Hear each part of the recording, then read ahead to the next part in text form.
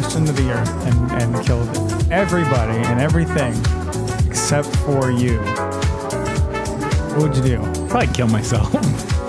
Damn. I mean, jumping right to it. Huh? I mean, I'd have like, okay, let's say you don't know that everyone and everything is dead. You're not gonna even give it a chance to like see if maybe you can find somebody. Well, I mean, yeah, I guess I suppose I would probably assume that I was the only person alive, and then I'd just drive around and have some fun, break into places you can't go into when, other people are alive, but set off some nukes, just have a field day, Yeah, I mean, have some fun with it, right? Yeah, exactly. I mean, who's to stop you? Exactly. I was thinking I'd go on a little like nomadic journey to see if anybody was around, and once I started to come to terms with the fact that no one's around, I'd just like see what's like going on in the world and then find a really cool place to jump off of, Yeah.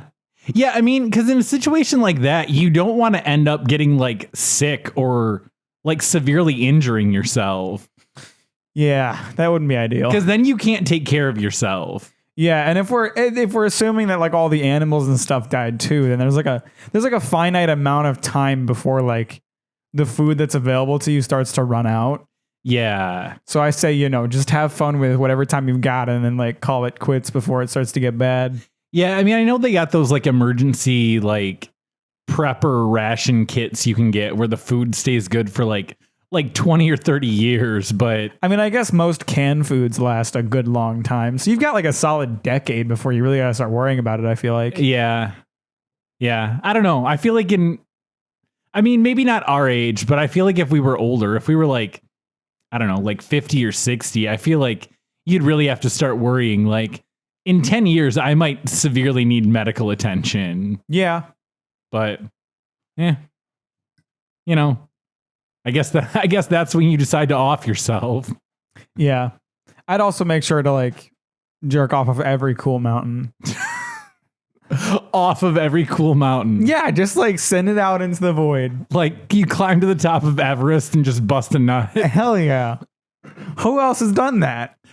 I mean, I'm pretty sure nobody. Exactly. You would be the only person in the history of the world to ever do that. I would have been, well, I guess I don't know about the like ISS people, but I'd be the person to have nutted the farthest off of Earth. Like the highest point on, well, definitely the highest point on Earth. I don't know about the furthest off of Earth. I don't know if astronauts get a chance to jerk off or whatever. They have to. I would assume. I wonder if they go through training for that. Like this is how you, because like it's just gonna float around, like it's gonna turn into like little like the balls and just like float around. Right, like how they have to pee in that special like vacuum. Right. So how do they deal with their cummies? I don't know. I would assume it's similar to going to the bathroom. Probably. You're probably right. I don't know. Maybe they. I like to think they have special training for it. Like, all right, listen, we know it's gonna happen. We're just here to make sure it happens safe. That's what like school sex ed should be, right? So I would hope the astronauts are going through that kind of thing. They probably listen. We get it. No matter what we say, you're gonna get desperate up there.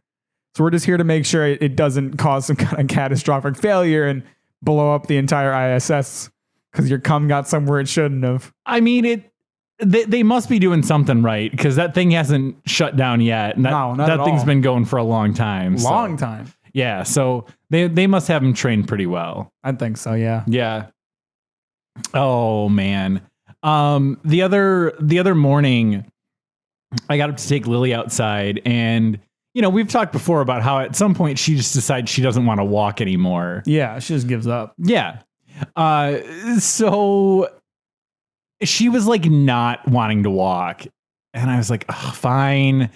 So I go to pick her up and I've got like the leash handle wrapped around my right hand and I'm picking her up with the left, except I step on the leash as I pick her up. Oh no. Yeah. And then I fell. Oh, ow. I mean, it didn't hurt. I just fell into grass, but it was like, 8:00 in the morning. It was wet, like dewy grass. So not ideal. Not ideal. Nope. And then my finger's doing about the same, but I did manage to smash my hand. You can see this giant purple. Yeah, can you just like stop hurting your hand? Yeah. Yeah, I need to just get into a bubble or something. Apparently, my God. Yeah. What are you doing? Yeah, I don't know. Just some goofiness. What else has been going on with you, man?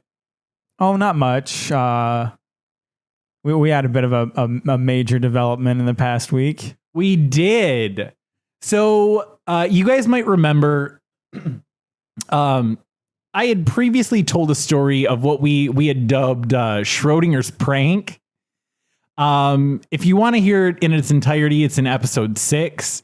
But for those of you who don't remember, I'll briefly give a synopsis of how it went down. So almost a little over a year ago, I pulled a prank on my friend Ken, who's you know what? It doesn't even matter why.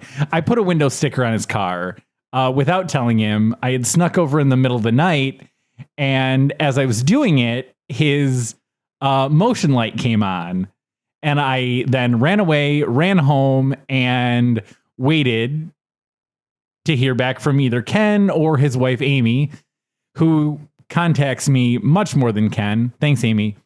I never heard anything.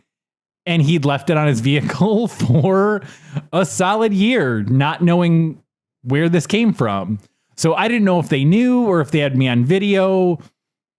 We weren't sure if it was just like not being acknowledged or if they just didn't know. Yeah. Or if they knew that it was me, had it on video, and they were like, well, we're going to wait for him to bring it up. Right. Which clearly didn't happen.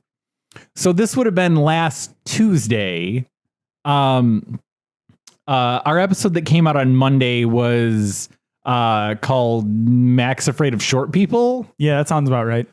And I had posted into my Facebook story that we had a new episode up. Well, on Tuesday, Amy sends me a text and says, is Mack afraid of short people? Which I thought was kind of weird, but I was like, oh, haha. And I was like, yeah, whatever. And we got to talking about the podcast. And I was like, Amy, we've talked about you and Ken quite a bit. Well, definitely Ken. Mostly Ken, yeah. Yeah, I was like, we've mentioned you, but it's mostly Ken. So she said they were going to start listening to the podcast.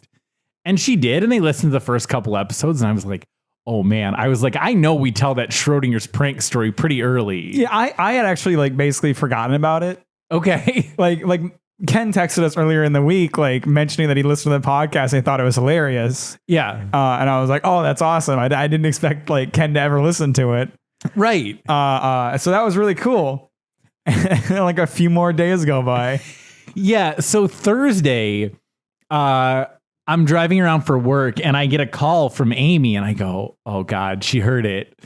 It was just 2 minutes of her laughing so hard I couldn't understand what she was trying to say to me. So then I'm laughing at this point. And, she's like, oh my God, we didn't know where it came from. Like all this stuff. And she was like, yeah, like, how did you get it on without anyone seeing? And I was like, well, you didn't finish listening to the story, did you? And she's like, no, I heard it was you that put it on and called you immediately. I was like, finish listening. It gets even better. So her and I agreed not to tell Ken. And the best way for him to find out was to listen to the episode on his own. Definitely. Yeah. So the next day, sure enough, Ken listens to it, and then you and I both get a text from him. I'm going to read out the text. I don't remember what it said, but yeah, go for it. Text. So he texted us a picture of the sticker, and he said, does this mean the cat is dead or alive? And I love Monster Hunter Rise dick, which is in response to things that I said. Yeah. And he said, both of you are dicks. Oh, the joke landed so perfectly because like I got to loop Amy into it, and like her and I had this secret behind Ken's back for like a day, which was pretty funny. She kept calling him a twat waffle. because the sticker is a waffle. And he's like, God, why do you keep doing that? Why do you keep saying that? And she was just like cracking up about it. But I love how this all got like brought in, and like he thought someone put it on in the parking lot at the bank. Well, so this is my favorite part, is how much this sticker situation blew out of proportion with him and his family. Oh, absolutely. Because he explained to us that like he was asking like everybody he worked with, customers that like go to where he works, his family, no one knew where it came from, and there started to be fucking conspiracy theories about like Ken being marked because someone was after him or trying to steal his baby. Yeah, or there was another rumor that it was like a gang symbol. Because like, and I don't blame him. And I might use like the picture he sent us of the sticker as the thumbnail just for reference. Yeah. But like when I looked at the sticker, I was like, if I'd like seen this without context, I wouldn't have known it's a waffle. No, it's just like a bunch of lines like cross-hatching each other with the circle around it. Like I had no idea it was a waffle when neither one of them did either. So like I don't totally blame them. But then like my favorite part is like, despite all these rumors flying around and like the origin of this sticker being completely unknown, Ken was like, I mean, I like the sticker, so I guess I'll just leave it on. Yeah, and he left it for a year. Well, and the most ironic part is the day that Amy heard about it and called me, I looked back at the photo. It was exactly 1 year to the day that I put it on. It's too fucking perfect. Yeah, freaking nuts. And like, I personally feel like this is, through the podcast, like almost in an offhand kind of way, is like the ideal way for him to have found out about it. Oh, absolutely. Yeah. I mean, it would have been funny enough if he just, like called me the next day or like sent me a text. Yeah, that would have been funny. But this is way better. This is way better. It took a year and him us starting a podcast. Us starting a podcast, telling a story, and then 6 months later, him finally starting to listen to the podcast to actually hear about this. Oh, and he had no clue. I love that he just like didn't bother trying to like contact any of his friends. Oh, it's too fucking good. Yeah. Unfortunately, he did inform us, for anyone who remembers that episode, there was no video with the motion sensor outside. So unfortunately, we don't have a video of Mike like crouched down and suddenly getting surprised by a light turning on. Yeah, that would have been pretty epic, but it was still a poggers prank. Oh, for sure. And now the mystery is finally solved, that he can finally understand the origin of that sticker. Right. And like, it kills me that like behind the scenes of all of this, like his family has just been like trying to figure this out all the while you've been there like, man, this is fucking hilarious. Right. And I drive by the bank that he works at, at least once a month, and just look and be like, oh, yep, sticker's still there.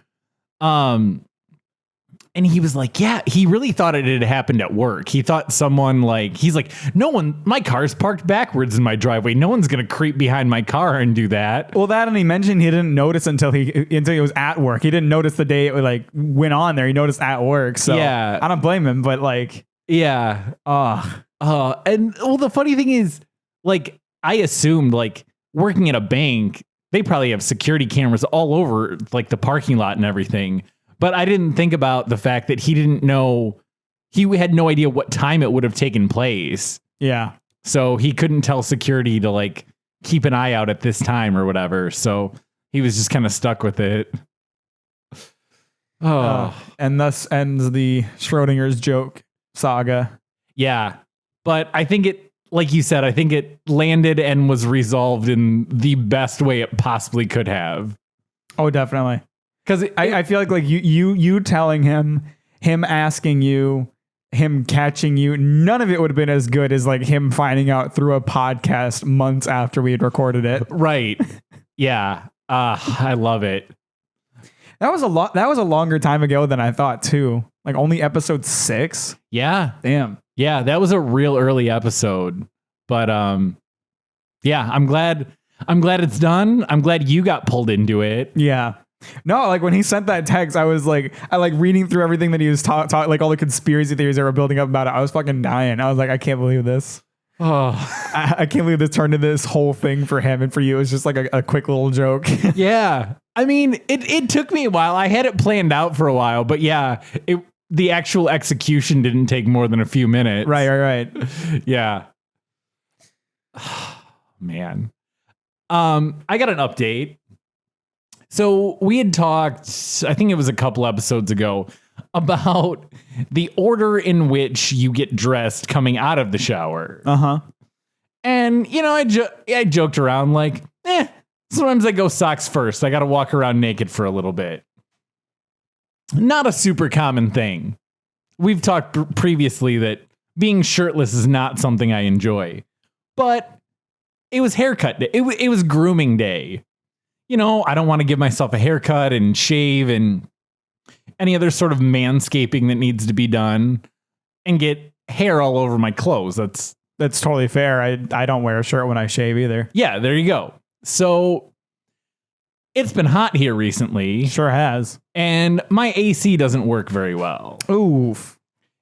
My apartment also gets extremely hot.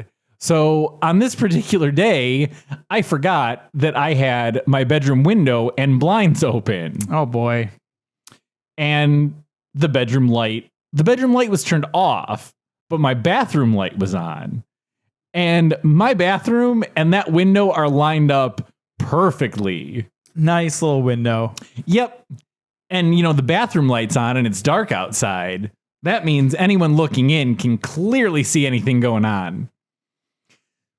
Didn't even realize it was open until after it was time to get in the shower.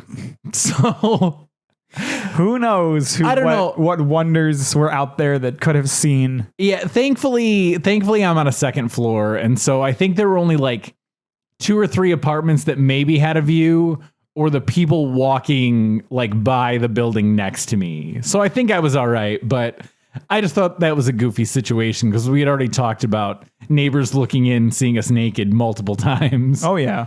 Yeah. So, you know, give them a little show. Good for them. I'm happy for them. Yeah. Speaking of little shows. Oh, I had my maid stream this week. You did. I tuned in for that. You did. You popped in for a bit. I did. What'd you think? Did I look good? You did. I wish there would. You know, I like that you played a VR game. Yeah. Well, so for context, a VR game came out that I was really excited about. Cooking Simulator VR. I'd played Cooking Simulator before, but like this was the VR version. And I really liked that game, so I was like, oh, VR, this will be even awesomer. Yeah. So I was watching one of Scorpion's streams, and he gave me shit for not having done the maid stream yet, and I was like, I have a pretty good idea for a stream title if I did Cooking Simulator VR in a maid dress. So I asked him if he like would have time to watch that stream, and so it ended up working out. Nice. So, you know, I played Cooking Simulator VR because like I mentioned, like if I just done a normal gameplay stream, like that wouldn't have been great for wearing a maid outfit, because when I do my webcam, you really only see from like just above the nips up. Right. So you wouldn't have been able to get like the full show. Right. Doing a VR stream, I like make sure that a lot of my body is in sight because I'm going to be moving around a lot, and like, you know, when people are doing VR, you want to see what goofy shit they're doing that like looks really stupid in real life. Yeah. So I thought it'd be the perfect stream to put on a little show. I like it. Yeah, we got to see you like spinning around, and it was legit. It was really uncomfortable and awkward. Yeah. How long did you end up having it on for? For the entire stream, so 3 hours. Okay. Yeah, I wasn't sure how long it lasted. Yeah, I had to like hike my underwear up to like above my belly button, because otherwise like it would show beneath like the bottom of my skirt. Nice. You didn't get a pair of briefs for it? I don't own briefs. I'm not going to buy some for this. I mean, you bought a maid's costume. Yeah, and I didn't want to pay more than that, you know? Yeah, I gotcha. Fair enough. But it was good. I liked it. Did the rest of your viewers enjoy it? They were super excited. It was one of my most active streams in a long time. Nice. I do wish, though, that you in the maid outfit would have been the bigger screen and gameplay would have been the tiny screen in the corner. Yeah, you mentioned that. I was not going to do that. Yeah. I was not comfortable doing that at all. But you don't know. You probably don't know about Twitch channel points, right? No. So Twitch has this system. Every channel does this. You get points for watching live streams. It's like every few minutes you like gain a point. Okay. And streamers can set what those points are used for, and there's a few like default options for what they can be used for. Okay. I am extraordinarily lazy about my channel points, so I've never actually made them worth anything. Okay. The only thing you can do worthwhile is like unlock one of the emotes that are locked behind like a subscription. Okay. Or you can highlight a message in chat, which is more useful for bigger streamers who have a lot of chats going on at once. For me, it's just more of a meme thing. Yeah. So everybody who watches me has a shit ton of channel points because no one has any reason to use them. Right. So every time I like bring up the fact that I'm like thinking about adding something for channel points, that like I have to mention the fact that like everybody has a shit ton of channel points. Whatever I add, like it's just going to be used like crazy because everyone has a shit ton built up. Right. It's like if I gave everybody like a salary every week for a year and then suddenly introduced Oreos, you know? Right. Right. That's all you're going to buy is Oreos. Yeah. So I was talking to them and I was like, you know, Scorpion and Microwave, who are like pretty much the top viewers, each have around like, I believe it's somewhere between 60 and 70,000 channel points each. So I was thinking like, you know, I could come up with a bunch of channel point rewards and then make one of them like unlock a maid dress stream and just make that cost like 80,000 points. So it takes forever to rack up enough points to like actually unlock a maid dress stream. Yeah. And in doing so would like de-incentivize people to spend their points on other shit. Okay. All right. Can you give points to other users? No. Okay, I was you gonna can't like pull them together. I was gonna say because you know they're all just gonna pull them together to get you to wear a maid's yeah, no, you can't do that costume again. Okay, but it's like, you know, I own the thing, so I might as well like still use it for something. yeah. I mean, you always got a backup Halloween costume. True. I should do that. I should get invited to a Halloween party and show up in a maid dress. You should combine the maid dress with your pirate costume. Mack the pirate wench. I like it. Just go around cleaning up pirate ships. Yeah, I like it. Nice.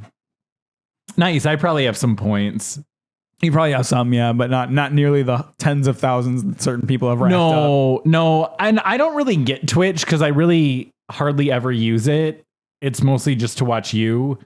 But there's like random things that pop up when I'm on there and I'm like, I don't know what this button does. I may have spent my points on something random and just not known I even had points. I don't know. Yeah, there's like random little, I'm not going to pull up a stream right now, but yeah, I don't know. There's like a random little icon that I hit sometimes and I don't know what it does. Gotcha. Yeah, I don't know. I want to come up with like creative stuff to use in my channel points for, but I never think of anything. But like in terms of like building them out to the point that people can just use them like crazy, there's this really fucking funny clip. This streamer named Jarma985, really fucking funny streamer, one of my favorites. But he did this live stream. He had this idea for a live stream. He set up like this thing that would like randomize his old live streams and just play them. Mm-hmm. And he was like, okay, so each live stream will play for like 5 minutes. If you spend like a certain number of channel points, you can increase the amount of time that you can increase the amount of time that we watch this stream by like 30 seconds. Yeah. And so the first stream that he pulled up, the very first one, everybody spent their channel points and increased the timer to like 3 hours. Nice. And he was like telling them like, guys, stop. This stream isn't even boring. This stream is boring. Why are you even spending points on this? Stop. And he didn't think to put a limit on like how many people could extend the timer. So it just got increased to like 3 hours. Oh, no. One of my favorite clips. It's so fucking funny. That's great. Yeah. Mack, so you told a story about getting your car fixed. Yeah. And there was the mix up because there were two similar cars. Yes. Have you ever made the mistake of trying to get into someone else's car thinking it was yours? No, because all my cars have been old as shit and very recognizable. Fair enough. I haven't had that problem at all.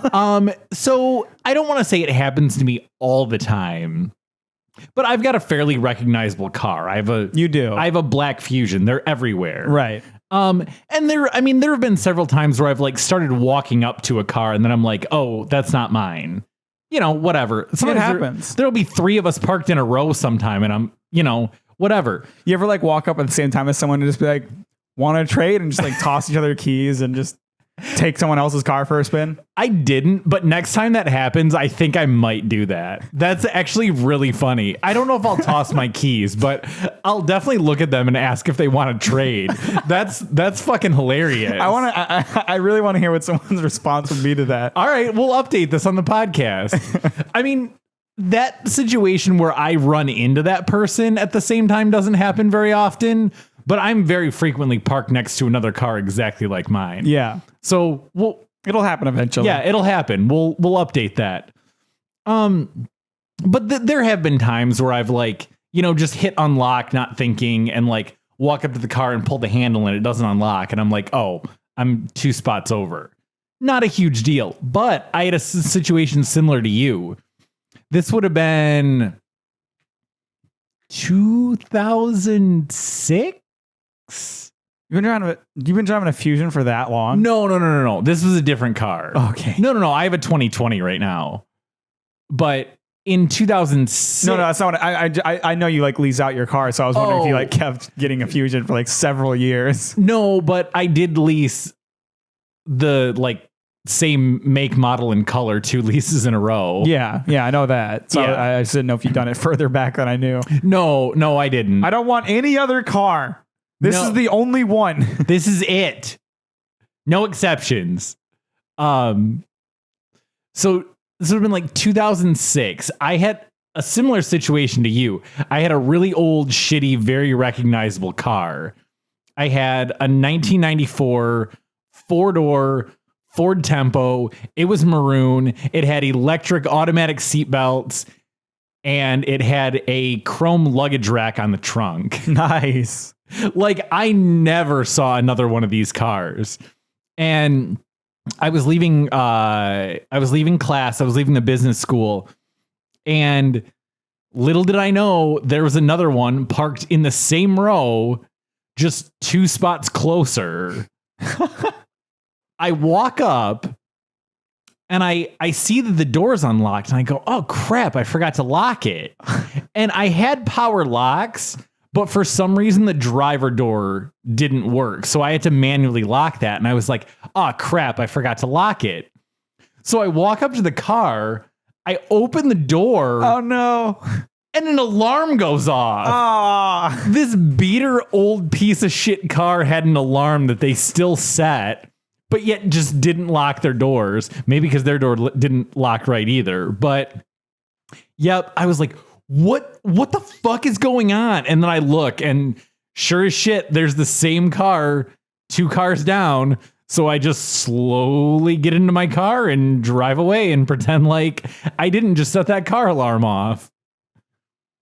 Damn. Yeah, that's crazy. Yeah. That shit doesn't happen every day. No, it was very similar to your Avalon story. Yeah. But after I got home, after you told that, I was like, oh, fuck, I had a similar situation. Yeah. I meant to bring this up a couple podcasts ago, but I totally forgot. One Piece has overtaken Batman in comic sales. Really? I think that's pretty epic. Yes. One Piece is the number 2 sold comic in the world right now. And what's the number 1? Superman. Okay. Is number 1 currently or like all time? All time. Really? All time. Yep. Okay. Damn. I forget what I think it was 480 million. There's 480 million copies of various volumes of One Piece in circulation right now. Damn. Yeah. Hell yeah. Yeah. Coming for that number 1 spot soon, baby. Yeah. You think so? Oh, definitely. It never stops going up. Okay. I mean, I would assume people are still into Superman, but I don't know. Superman's like kind of dunked on as a superhero these days because everyone thinks he's fucking boring. It's like, okay, he has every power. That makes him boring. Yeah, I gotcha. I mean, that makes sense. Our old coworker Jeff used to say the same thing.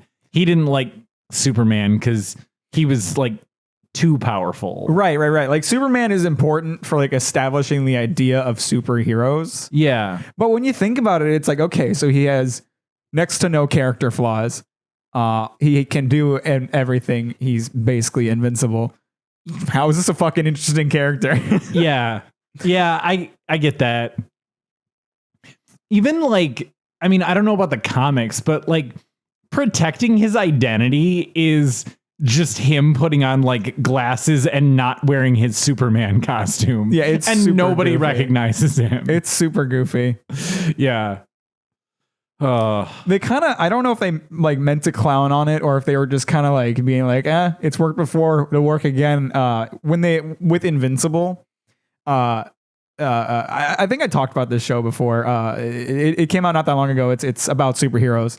Yeah. And like one of the things that they like bring up in the show is like the main character like finds out while on the job as a superhero that there's a girl who has been going to his high school for a long time who's also a superhero that he knew as a superhero, and he was just like he just like never noticed that it was her, and so she was like yeah, I mean it's a psychological thing, you don't expect to see a superhero at school, so you don't. And so like the same rule applies to like every character. So like his dad, who's like the most powerful and famous superhero in the world, no one knows that he's him, even though like he has a very distinct look. Yeah. Oh, God. Oh, by the way, Ken and Amy tuned in to your maid stream. He did. Yeah. Well, because I told them. God damn it. They went out of their way and downloaded Twitch specifically just to watch it. Oh boy. Yeah. They liked it. They said good job. I'm glad they enjoyed it. I did not. Actually, I had a really fun time with that stream. Yeah, I figured you probably did. The game was fun as hell. I always enjoy when there's like active shit going on in chat. Yeah. It's a really funny game. Plus, I love streaming in VR. Like VR is so much fun to do in like on stream. Cause like there's so much room for like improv comedy in like a VR world. Cause like you have so much more access to like your own body movements and like doing things in the game. Like, you know, when I was playing Cooking Simulator, I kept throwing shit constantly. Yeah. Like I I threw like cartons of chicken broth. I threw tomatoes. I threw pork. Like I had a phone at one point that like I was trying to repair my stove and it wasn't working. So I like tossed the phone across the kitchen. You had a piece of salmon just like on the burner. That's right. Yeah, like not in a pan. Yeah, no, we were just burning a salmon steak. Yeah. So I don't know, like, and like I look back at like old VR videos that I've done, and like they're always like really funny in my own opinion, because it's just like there's just something about VR where it's like you have so much more room to like do stupid funny shit. Yeah. And so I've always really enjoyed doing VR. The only problem I have with like streaming VR is that like my lavalier mic isn't great. So I'd like to get a new one, because like it's fine if I'm speaking at a normal volume, but like if I get loud at all, it peaks really bad. Okay. So I'd like to get a better lavalier mic, but they're really expensive. So, in general, like streaming VR is a lot of fun. Yeah. No, it was fun to watch. I would say, I mean, it's always fun. Like, I think maybe because I'm not a gamer, I think watching your streams, it's more entertaining watching you. Yeah. I mean, that's the goal of my live streams. Yeah. Every live stream almost has like a focus with it, what it comes with they're doing. Like speedrunners have, you know, the speed run as their focus. People who play like competitive CSGO have like being really good at the game to be their focus. Yeah.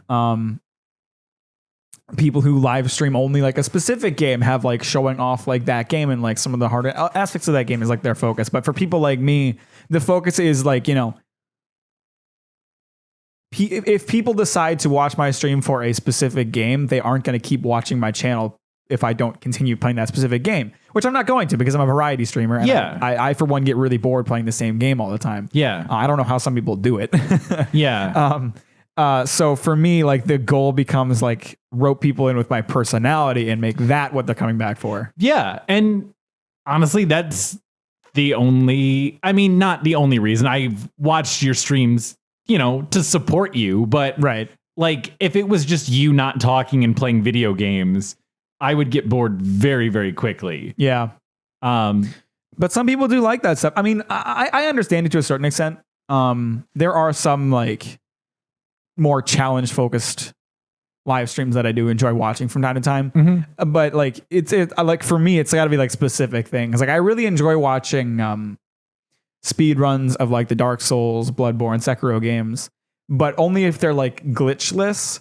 So like speed runs for a lot of games rely on glitches to like make them get through the game as fast as possible. Like Dark Souls speed runs, especially, like they'll find ways to like break through the map so that they can run around in areas they're not supposed to, so they can skip entire chunks of the game.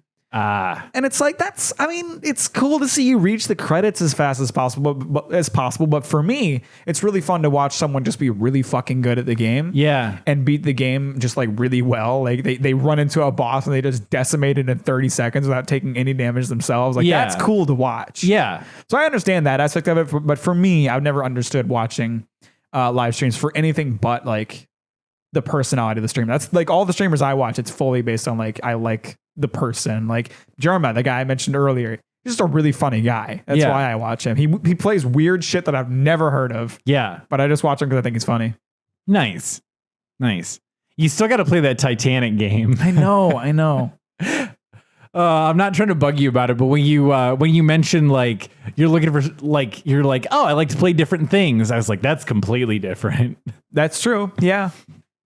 I've actually recently I've kind of been wanting to return to like I feel like in the last couple years, really ever since I got like my big fancy new computer, I've played a lot of like AAA games and like the more popular games. And I kind of like looked back at the history of my channel and I was like, wow, back in the day, I really played a lot of indie games that like nobody really played at all. Yeah. And I kind of miss playing those kinds of games. So like I recently started playing Bloodstained Ritual of the Night, which isn't like, I wouldn't say a small game, but it's definitely not AAA. Okay. It's a pretty lesser known game. And it's been fun as hell. It's got a really cool history. I doubt you have, but have you ever heard of Castlevania? Oh yeah. You have heard of Castlevania? Yeah. Yeah. So Castlevania is like a retro series, and like yeah, that came out a long time ago, didn't it? Yeah, the first one was like an NES game, I think. Okay, yeah. Yep. That's what I'm thinking SNES or something. But one of the most famous games in that franchise is Castlevania Symphony of the Night, which I'd never played, but it looks cool as hell, and I've always wanted to play it.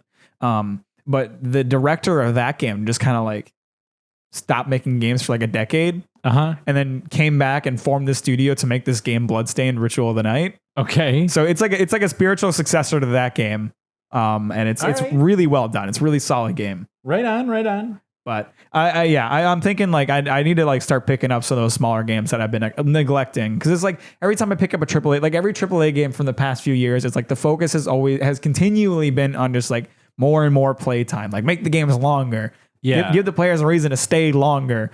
Make them play for fucking ever. And so like when I choose to play one of those games, it's like I'm committing to like a lot of streams of a certain game. Yeah.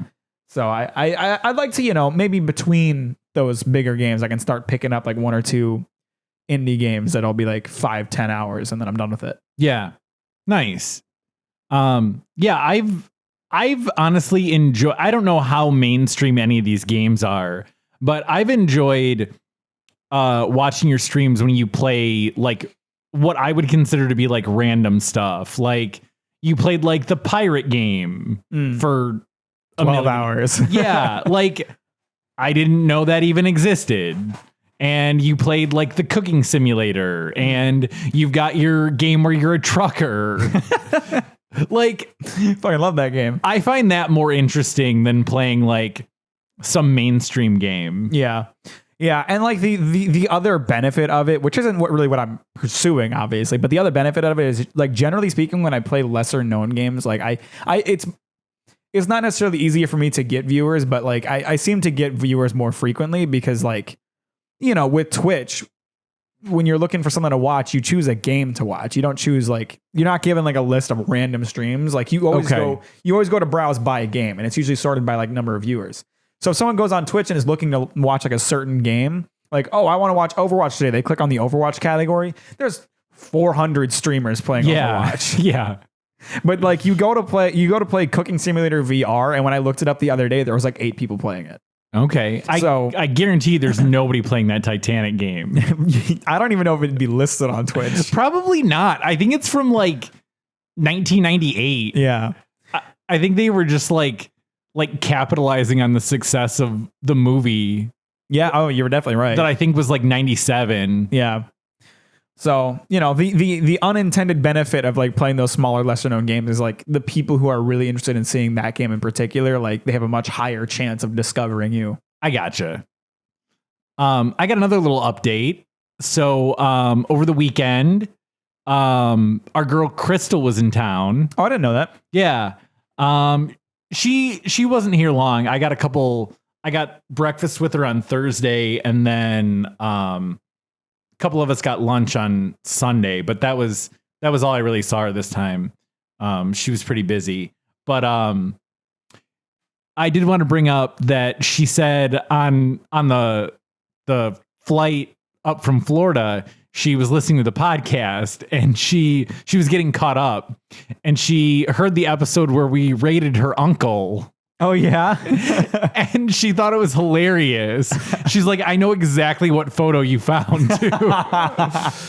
And it was very distinguishable. Yeah. For reference, it's the one where her uncle's like sitting in the front yard, shirtless in a lawn chair with a gun strapped to his ankle.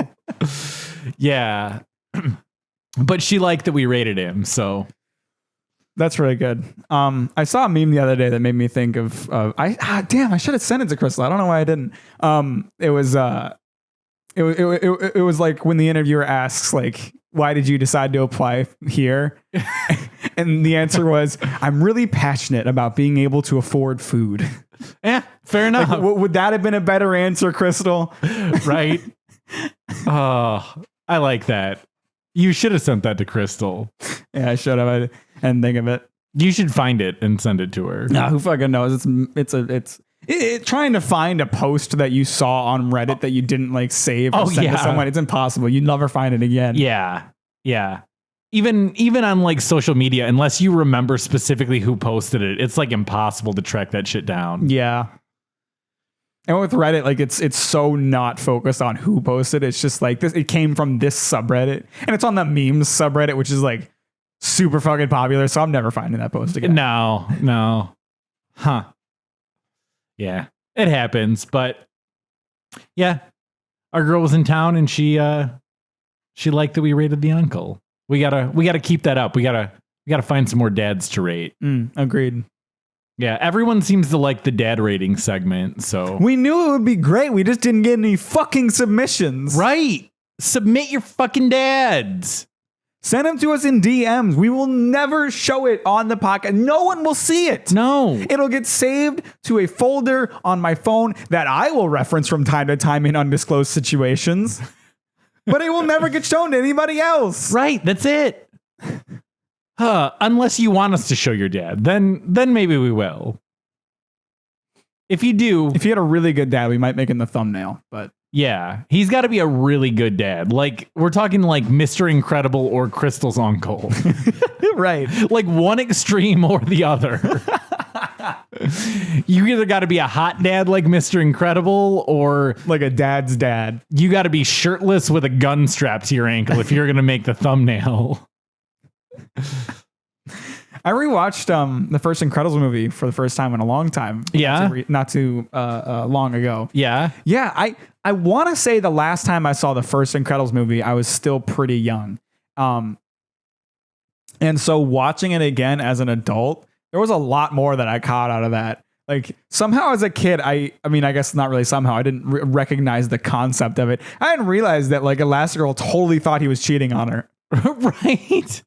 And like it's like they played it off so well. It really looked like he was having a midlife crisis. Like he got into shape, he bought an expensive car.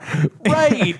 He started being all energetic and coming home with like other women's hair on his suit. It's like like as a kid, you're just like, she's gonna find out that he's doing superhero stuff. Right. But as an adult, you're like, oh, he's not cheating on you, girl. Right. He loves you. I'm sorry. It's okay, girl. Don't be insecure, girl. Right. He love you. Right. And then like before he goes off on another one of his trips, she just like walks him out to his car and she's like, I love you. And it's like, oh, Mr. Incredible, what are you doing, dog? Right.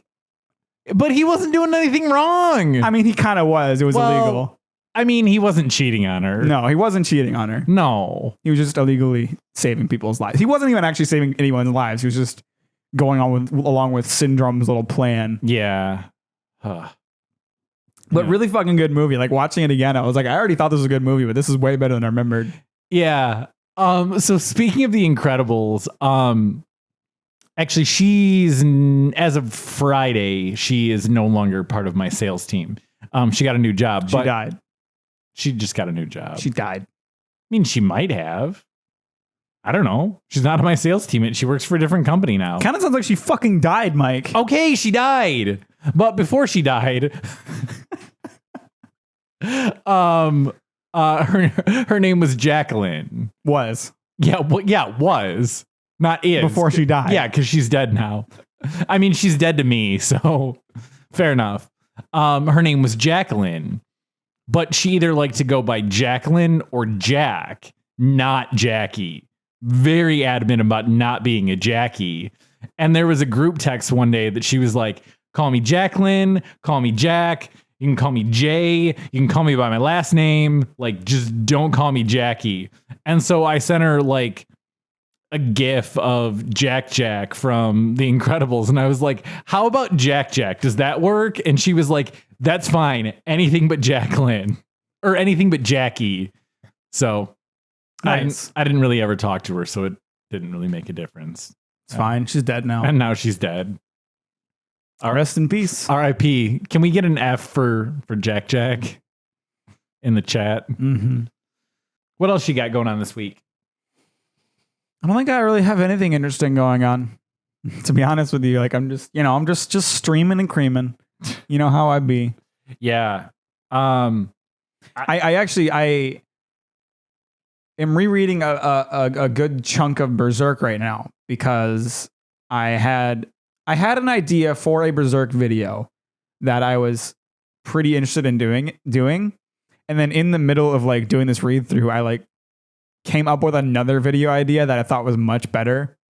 So now I'm starting to pursue that one. And I think I have a very fragmented idea of what I want from it so far, but it's really solid. And I'm excited to hopefully actually do that one. Nice. What kind of timetable are you looking at on that? I don't fucking know. I mean, like right now I've managed to get like in this year a video at the end of every season. Like my first video is out in March. My second video is out in June. So if I can just keep up with that trend and have it out in September, that'd be great. But you know, my videos are entirely dependent on like when I come up with an idea that I feel like is worth pursuing and when I get motivated to do it. Because when I try to force myself into those things, it just doesn't work out. Yeah. So I can't really give an honest estimate, but like, you know, this video feels really solid, assuming I can come up with a script in a timely manner. Hopefully, you know, end of August, early September. That'd be great. Yeah. No promises. Right on. You had any goofiness at work lately, like ordering too many pies or no getting scared shitless by tiny people? No, not really. Except that girl and I now have a running joke that she's going to kill me. Oh, why? Just because she tried to kill me that one time. Oh, yeah. Trying to give me a goddamn heart attack. Yeah. Okay. You got to watch out for that. Yeah, I do. Well, it's because she's small, you know, like she was talking about like climbing up into the vents and like dropping from the ceiling. And it's like, I would never fucking see that coming. Yeah. Yeah. You can't trust short people. Not at all. I mean, I'm 5'6". Don't trust me. I don't. You shouldn't. I think part of the reason why when you were like, yeah, she's like, I don't know, like 5'1". I feel like I was being generous. She might be like, and she might honestly be like 4'5". Honestly, she's short. Okay, so the reason I thought about it afterward, and I was like, yeah, I get it. Compared to Mack, 5'1", 5'2" is super short. I'm only 5'6". That doesn't seem super, super short to me.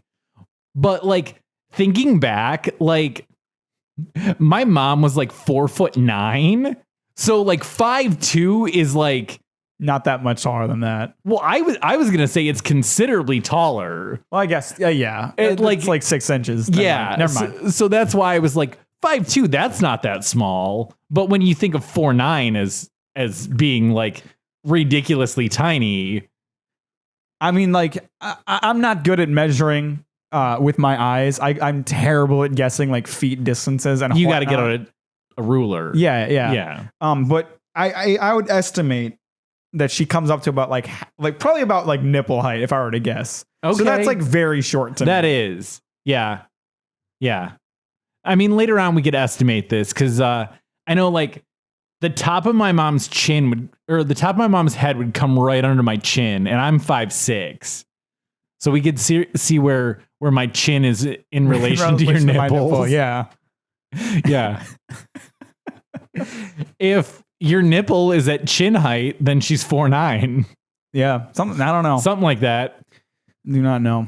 The other day I was at work and like I don't know why. Like I was just in a good mood. Yeah. And for some reason that was freaking out my friend Megan. Okay. She was like, "You keep smiling. Why do you keep smiling?"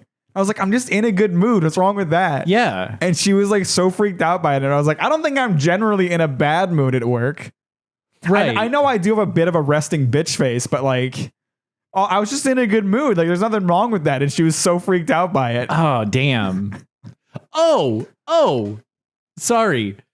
I got to see Ken on Saturday. Oh, yeah? So I got to see his hair. Oh, yeah. Yeah. God, I forgot about this. It's not as much of a ponytail as I wanted it to be. It's a little disappointing.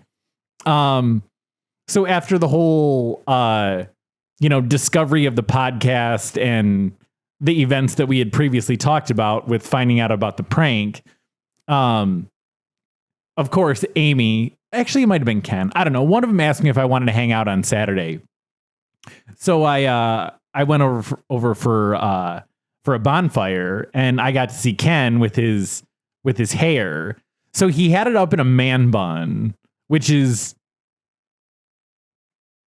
more socially acceptable than a ponytail, I feel, at least like currently.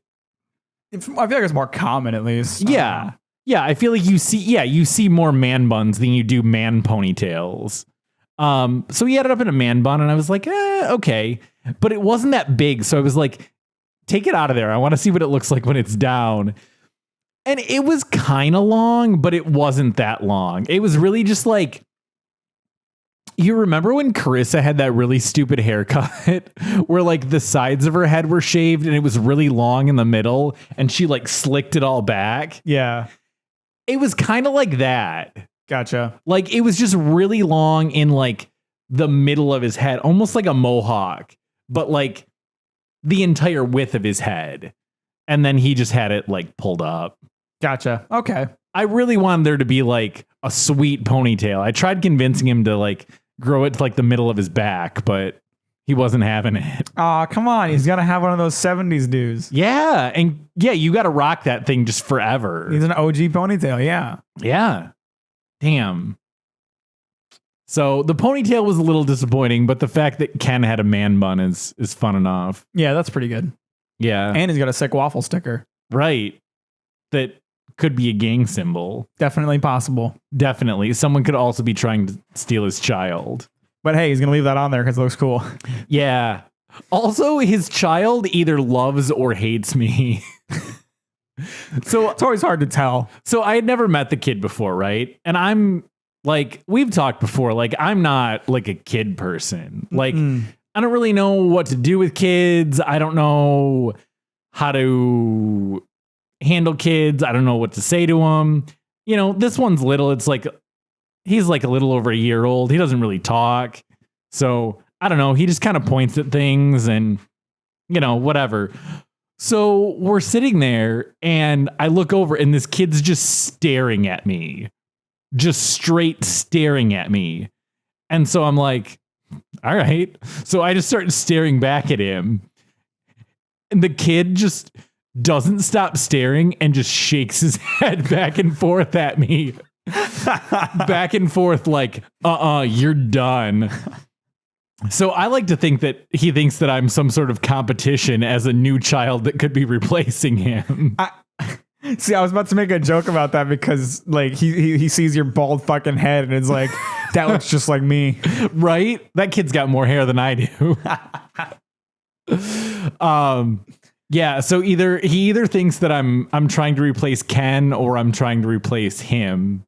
But I like to think that he thinks I'm trying to replace him. One day Ken's just gonna come home. It'll be giant 36-year-old man in his crib. Yeah, why not? Wearing a diaper and everything. Right? Got a little bonnet on and a little like pacifier in your mouth. Totally fucking asleep. Your diaper's really full of shit like we talked about before. Yeah.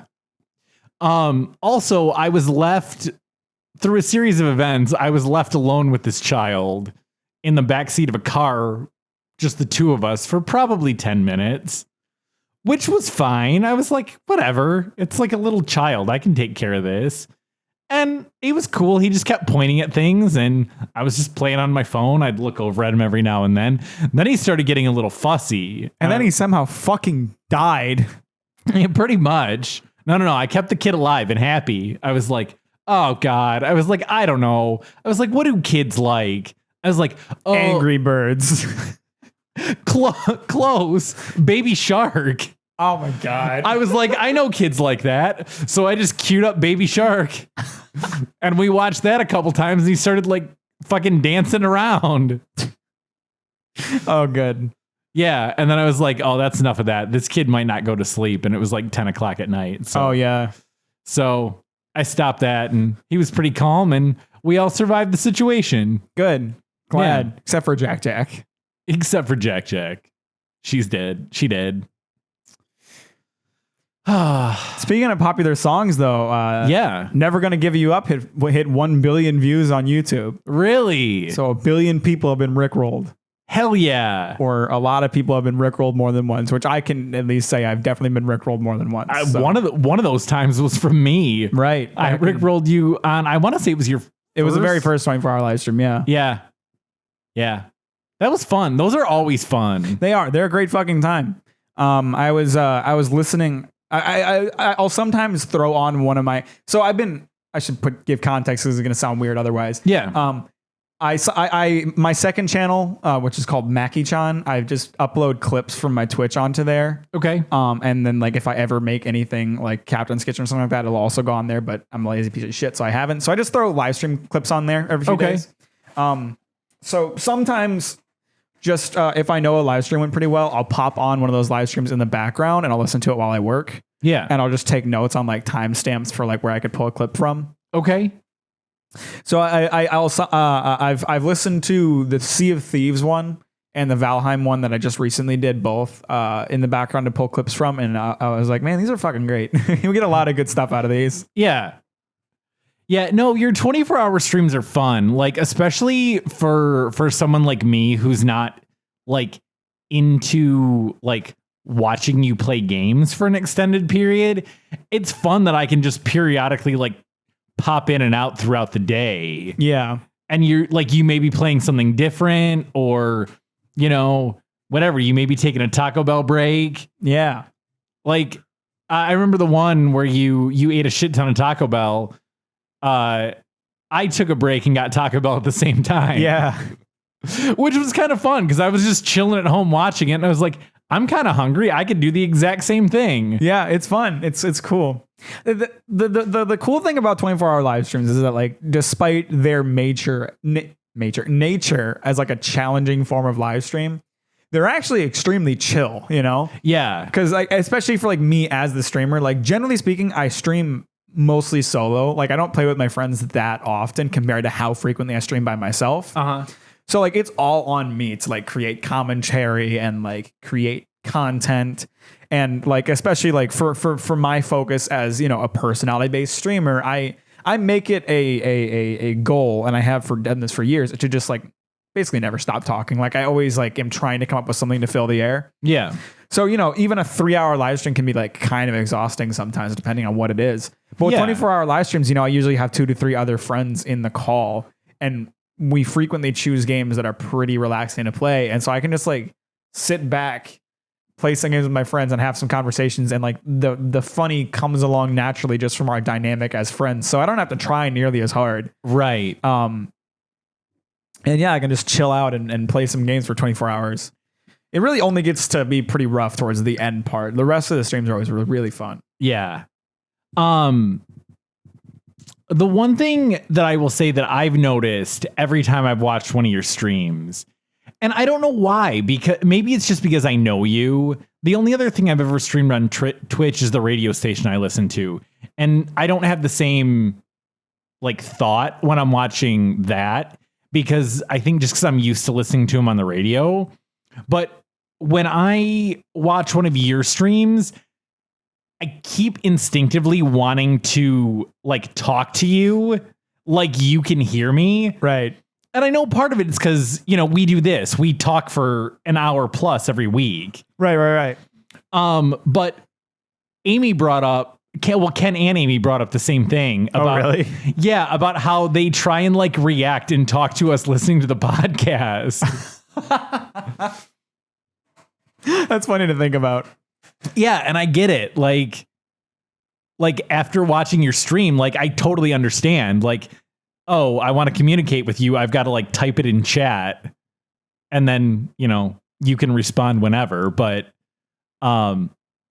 yeah, just like seeing someone and hearing them talk, that someone that you're used to talking to, it's super weird that you can't respond. I see. Yeah. I can't say I've ever had that kind of reaction, but I also don't have a lot of like IRL friends that like do that kind of thing. Like obviously like Kenan, I talk to him like over voice all the time, but I also watch his streams a lot. So I don't get that kind of thing because like him and I are both streamers. I feel like I communicate to him through stream, either him watching mine or me watching his, more than like him and I just talking. So I definitely don't get that. Yeah, I gotcha. That definitely makes sense. Yeah. Yeah. I also do this thing though, when I send or receive it. Well, when I send a text message, like I read my text out. Well, not always out loud. I read it to myself. Like I say it to myself as I'm sending it. But then as I receive a text, I try and read it, like picturing that person saying it and imagining their voice. I also do that. Yeah. I feel like it's almost like a natural response. Microwave asked me once because Microwave has her own podcast that I listen really? to. Yeah. I always forget the name. Damn. It's it's a much more focused, subjected podcast than ours. Okay. Well, I'll still have to check it out. She has Is it on Spotify? yes, it is. She has like 10-minute episodes where she talks about like a specific subject that she's chosen. Okay. Designer or artist in a digital world. That's what it's called. Okay. So I mean, I'll give context. Like Microwave is an incredible artist. She draws my thumbnails, like I've mentioned before. And so her podcast is really focused on like what it is to be an artist, how to appreciate art, how to deal with people when it comes to art. But then sometimes she'll just intersperse like random life advice or like talk about random shit that's happened in her own life. And I enjoy it. But like she asked me once, like when I read out her chat messages, if I read it out like in her voice from her podcast. And the answer is no, because like she was chatting on my streams long before she started doing the podcast or doing her own podcast. Yeah. So like, even though I recognize them as the same person, I still kind of read out her chats in my own voice rather than hearing it as her voice, because I saw her as text on a screen before I saw her as like a podcaster. Yeah, that makes sense. I get that. But then like with Sean, like, you know, Sean and I message each other all the time, and like him and I hang out all the time, and like he always texts the same way that he talks. So it's very easy to just read his text and hit like the inflection that he would be reading them in. Yeah. Well, Microwave, you got another subscriber. I just subscribe to your podcast. Yeah. Yeah. And I guess something I just have been meaning to mention and haven't, also related to live streams. I mentioned, you know what, something else I should mention. It's been like a month and a half since I mentioned this. I actually can't believe it's been that long. I completely kicked my nail biting habit. It's just gone. Oh, nice. Like I have cut my nails multiple times without ever having bitten them. Hell yeah. So I'm good for you, bro. Very happy about that, because after fucking 23 years and like a constant desire to, I finally just like a bit not my nails but the bullet and took care of that fucking habit, or did not bite the bullet, I suppose. Right. And finally took care of that habit. And then along with that, I mentioned not long ago, I guess it would have been a while ago at this point, it's been over a month, I said I started live streaming like a lot more, like 5 days a week. Yeah. And I originally had planned to do that for like 1 month straight, just to see like what it would be like. And like, I'm not planning to stop, because the thing that I found, for whatever reason, streaming that often has made streaming a lot more enjoyable. Good. And I think I understand why. I've mentioned, I don't know if I mentioned on the podcast before, but I've talked to other people before. Like, sometimes the hardest part of live streaming, at least before, was just starting a stream. And I like to think of it almost like inertia, you know, like an object at rest doesn't want to start moving, an object in motion doesn't want to stop. Yeah. It's the same thing as like, you know, getting up in the morning. The hardest part is actually getting up. Yeah. Once you're up, it's fine. Right. And then like at the same time, going to bed at night, the hardest part is sometimes just going to bed. Right. Getting yourself physically into bed. Right. And so like sometimes the hardest part of starting a live stream is simply hitting start streaming. Like, for some reason, like a big part of it, I think, is like the anticipation of it. It's almost like, okay, as soon as I hit start streaming, I'm committing myself to the next 3 hours, like sitting here and playing this game. Yeah. Like if I need to do anything else, I need to do it before I press start streaming, whatever else. Sometimes like I don't know what game I want to play, and I'll like choose a game and I'll be like, I don't really know if I want to play this for 3 hours. Yeah. And then like that, like having to choose what game to play will delay a stream to the point that like I almost don't end up streaming, at least before. And so since now I'm live streaming, like the only days I'm not live streaming are Tuesday, because we record the podcast, on Sunday, because that's like my designated off day that I don't ever do anything. Okay. And like live streaming 5 days a week, like every single day, with the exception of days where like I have to get my car worked on, has made live streaming so much more fun and so much easier, because it's like, this is just like an inevitable part of the day. Yeah. This is always going to happen. Like I don't pick and choose which days I'm live streaming anymore. It's not like, okay, well, I'm not feeling like live streaming today, so I'll live stream tomorrow instead. It's like I'm live streaming every day. Yeah. And for something about that has made it so much more fun and like so much easier to just start streaming. Nice.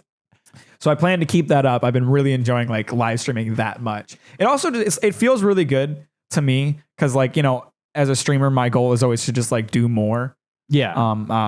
When I first started live streaming, I'd only live stream for like an hour and a half at a time. I've like continually ramped it up over the years up to the 3 hour mark that I'm up at now. Yeah. I'd love to go up to 4 hours at some point. But I've been putting off doing that because it's a lot more time than 3 hours. Yeah. You know, it feels really good to like look at my VOD channel and like see how many live streams I've done in the past month. I've streamed 21 out of the last 30 days. Yeah. It's like a lot of fucking streams. I think it was probably either around the time of your 24-hour stream or whenever you told me that you were going to start like streaming more regularly. That's when I like started signing up to get notifications. And yeah, you're streaming like all the time. I'm getting one constantly. All the time, yeah. And if I'm not doing anything, I usually try to pop in at least for a minute. Which is epic. Yeah. Hell yeah, brah. Yeah, I'd wanted to bring that up. I like the past couple weeks. One of my biggest problems, I felt like as a live streamer for the longest time, has just been like committing to live streaming more frequently or with more time. And like sometimes I just get into a funk, like especially around winter time, I get seasonal depression really bad. Sometimes I'll just like not stream for like a week or 2 weeks just because like the depression hits hard. Yeah. And it's like it's like a constant struggle with me where it's like I like live streaming. It makes it sound like I don't like live streaming when I say that like it's hard to start a stream, you know? Yeah. But like I think people understand when I describe it the way I just did. Like sometimes like just the prospect of starting a stream is like scary in its own right.